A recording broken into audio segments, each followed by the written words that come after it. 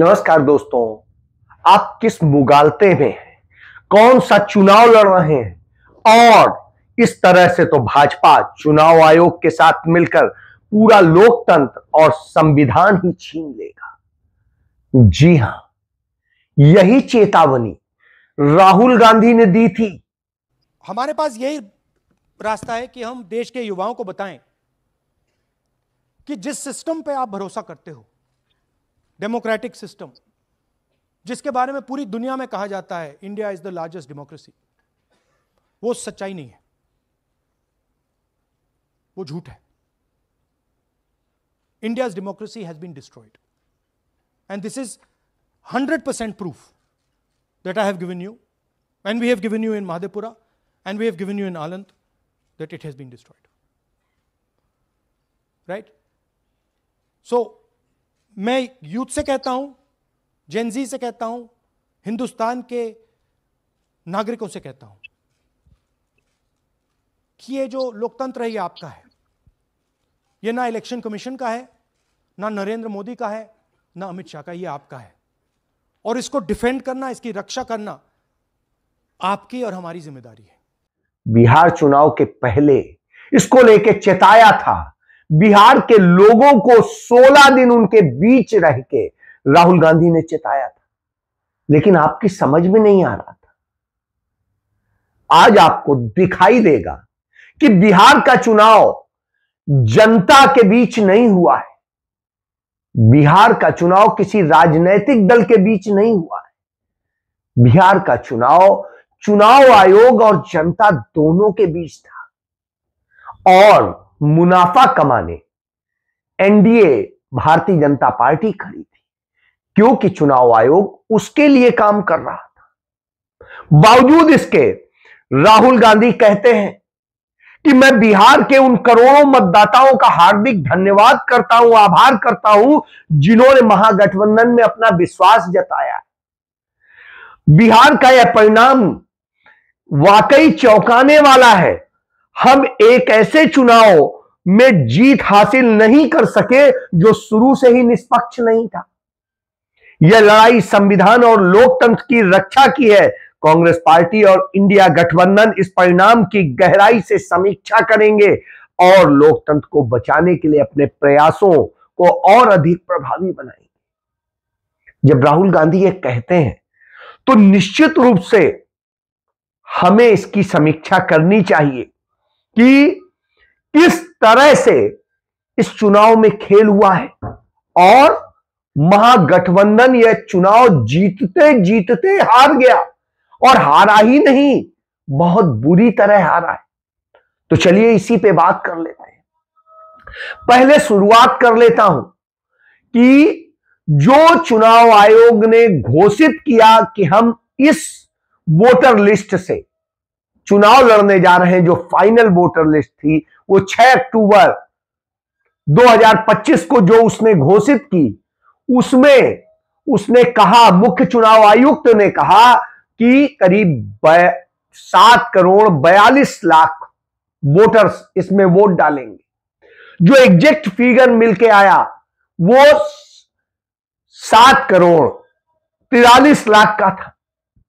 उसके बाद में जब 11 नवंबर 2025 को चुनाव संपन्न हुआ मतदान, तब चुनाव आयोग ने कहा कि 7 करोड़ 45 लाख और कुछ हजार वोट जो है मतदाता थे।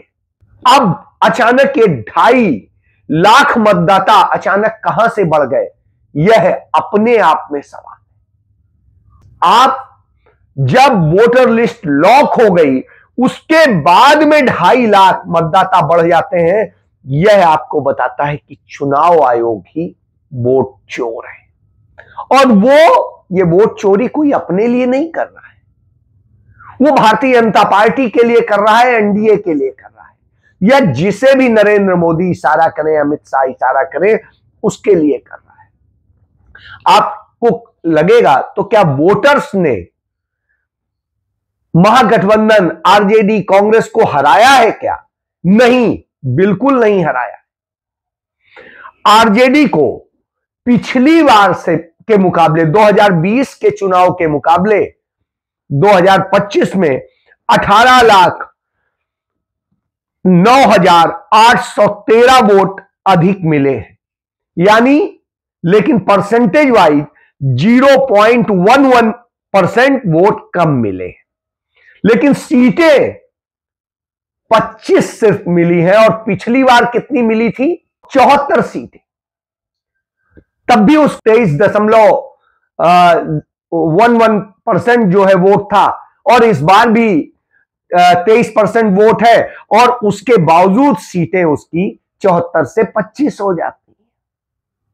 सोचिए आप, यानी 23% वोट लेके उसको 25 सीटें मिलती हैं। दूसरी तरफ देखिए, यदि कांग्रेस पार्टी की बात करें तो कांग्रेस पार्टी को इस बार 3,79,576 वोट अधिक मिले, यानी कांग्रेस के भी वोट 3,80,000 बढ़ गए, और उसका जो वोट परसेंटेज घटा वो घटा 0.77%, और इससे उसकी 19 सीटों से 6 सीटें हो जाती।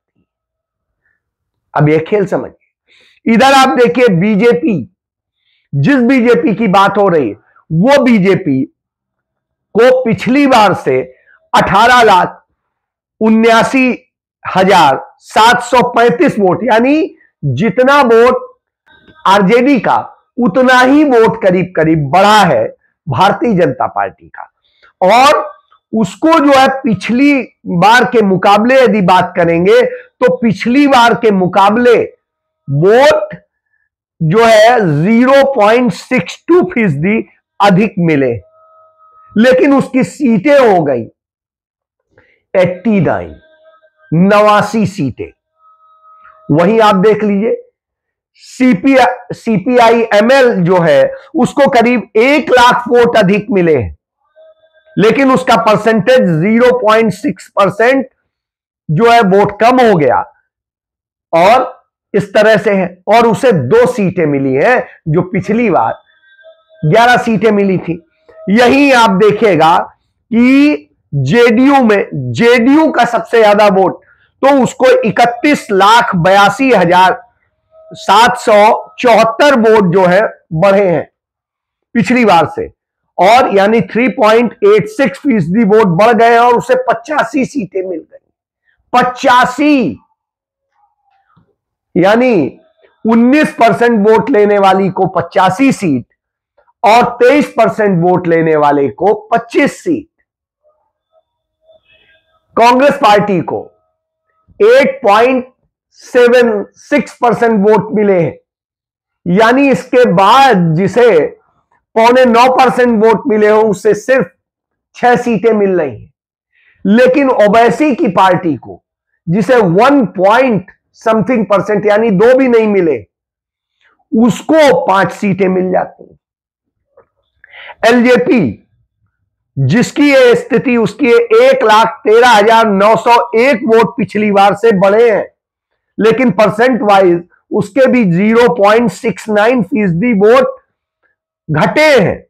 तो ऐसी स्थिति में भी उसको 19 सीटें मिल जाती हैं जो पिछली बार सिर्फ 1 सीट मिली थी। यानी सच में आप किस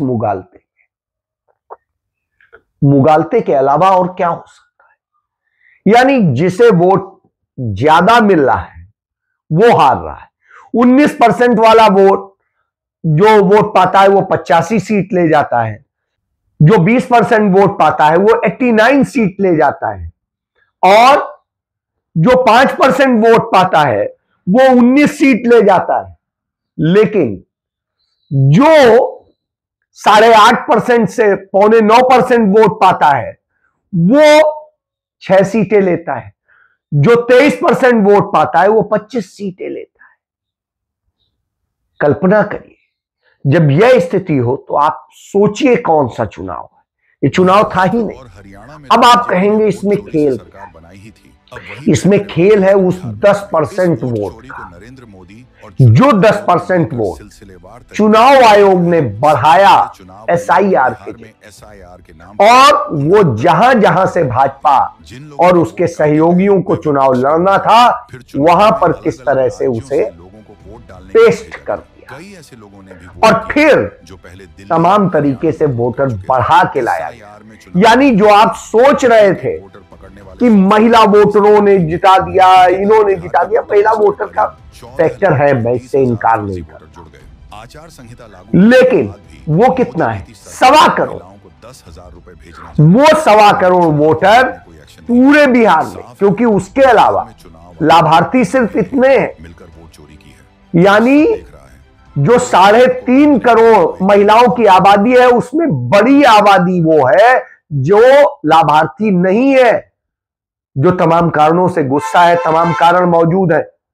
ऐसी स्थिति में निश्चित रूप से आपको समझना होगा यह चुनाव ऐसे नहीं, यह चुनाव जीता गया है इस तरह, और मैनेजमेंट उधर ओवैसी जैसी पार्टियां, ओवैसी ने उन क्षेत्रों में जहां पर आरजेडी और कांग्रेस को सबसे ज्यादा सीटें मिलनी थी वहां खड़ा करके उन पर पैसा इन्वेस्ट करके और उन्हें लड़ाया गया, और मुसलमान ने यह दिखा दिया उसे मौलाना अबुल कलाम आजाद नहीं चाहिए, उसे मोहब्बत करने वाले पंडित जवाहरलाल नेहरू नहीं चाहिए, उसे तो जिन्ना चाहिए, और जिन्ना के चक्कर में वो ओवैसी के साथ चले। जी हां, वही ओवैसी।